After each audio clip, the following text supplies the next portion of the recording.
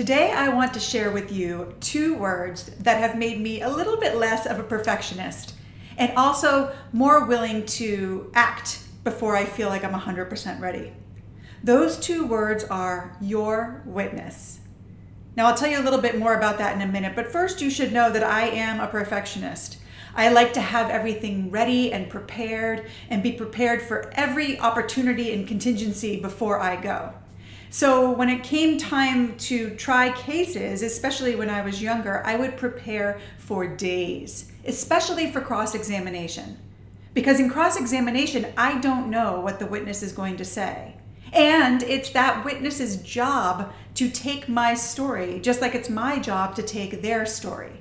So I would write out my questions on a pad of paper and then I would underline them. And red underlines meant that it was a dangerous area. And green underlines meant that it was a legal argument that I might want to make. And blue underlines meant that it was probably going to be easy in a softball. And I'd have those questions on my legal pad as the witness was testifying on direct examination.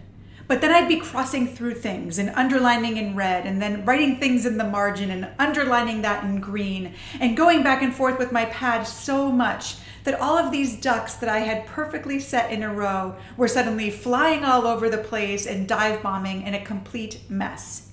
And then the judge would turn to me and say, "Ms. Hansen, you're a witness." At that moment, I couldn't say, "Judge, I'm not ready." I couldn't say, "Give me 2 or 3 hours to arrange my pad just the way I like it." I couldn't say no questions.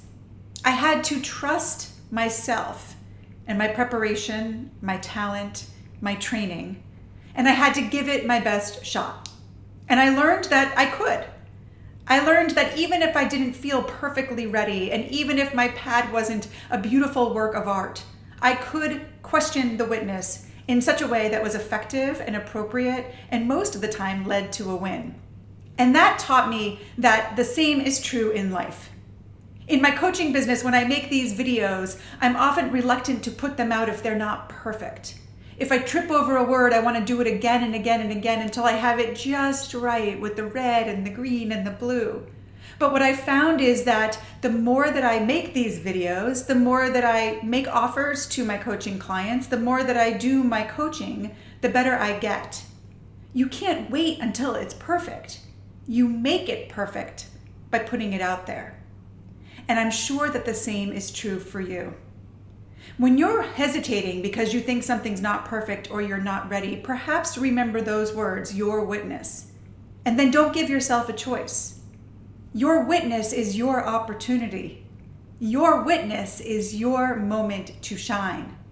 Take it.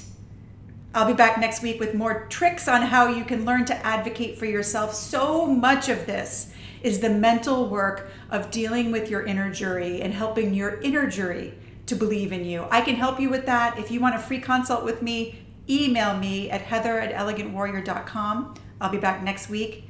In the meantime, take good care.